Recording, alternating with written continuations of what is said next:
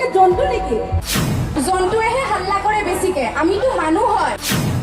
এগৰাকী কণ্ঠশিল্পীৰ দৰ্শকক উদ্দেশ্যে চাঞ্চল্যকৰ ভাষ্য। দৰ্শকক জন্তু আখ্যা কণ্ঠশিল্পী এলিছা বড়োৰ। আপোনালোকে জন্তু নেকি?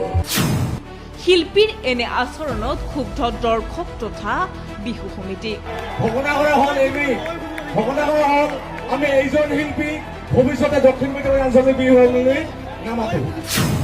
লগতে শিল্পীগৰাকীক ক্ষমা প্ৰাৰ্থনা কৰাৰ বিপৰীতে দৰ্শকৰ অশ্লীল আচৰণত অতিষ্ঠ বুলি অভিযোগ কৰে। মই মঞ্চত উঠিছো, এইফালৰ পৰা হল্লি হৈ আছে এতিয়া। কণ্ঠশিল্পীগৰাকীক অৱশেষত পুলিচ নিৰাপত্তাৰ মাজেৰে মঞ্চৰ পৰা বিদায় ল'বলগীয়া পৰিস্থিতি হয়। বঙাইগাঁৱৰ বিহুৰা সাংস্কৃতিক মঞ্চৰ পৰা একাংশ দৰ্শকক জন্তু আখ্যা কণ্ঠশিল্পী এলিছা বড়োৰ। জন্তুৱেহে হাল্লা কৰে বেছিকে, আমিতো মানুহ হয়। জিলাখনৰ দক্ষিণ বৈতমাৰী বিহু সন্মিলনীয়ে আয়োজন কৰা সাংস্কৃতিক সন্ধিয়াত এই ঘটনা সংঘটিত হয়। শিল্পীগৰাকীৰ এনে আচৰণত ক্ষুব্ধ হৈ পৰে একাংশ দৰ্শক আৰু বিহু সমিতিৰ একাংশ বিষয়ববীয়া। আনকি শিল্পীগৰাকীৰ সংগীতানুষ্ঠানৰ পাছতে মঞ্চতে জবাবদিহি কৰে এলিছা বড়োক। এলিছা বড়োই ক্ষমা প্ৰাৰ্থনা কৰাৰ বিপৰীতে একাংশ দৰ্শকৰ অশ্লীল আচৰণত অতিষ্ঠ হোৱা বুলি সদৰি কৰে দৰ্শকৰ আগত।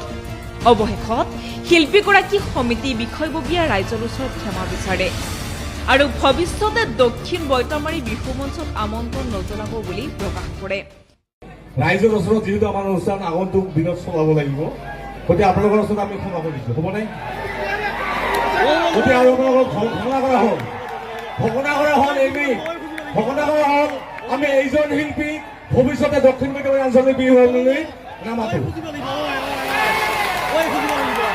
পিছত শিল্পীগৰাকীক পুলিচ নিৰাপত্তাৰ মাজেৰে মঞ্চৰ পৰা উলিয়াই নি বিদায় দিয়ে।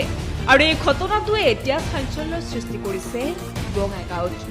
একো বেয়া ব্যৱহাৰ কৰা নাই ইয়াতে। এইফালৰ পৰা বেয়া ইংগিত আহিছে, এইফালে সকলোৱে এনজয় কৰি আছে।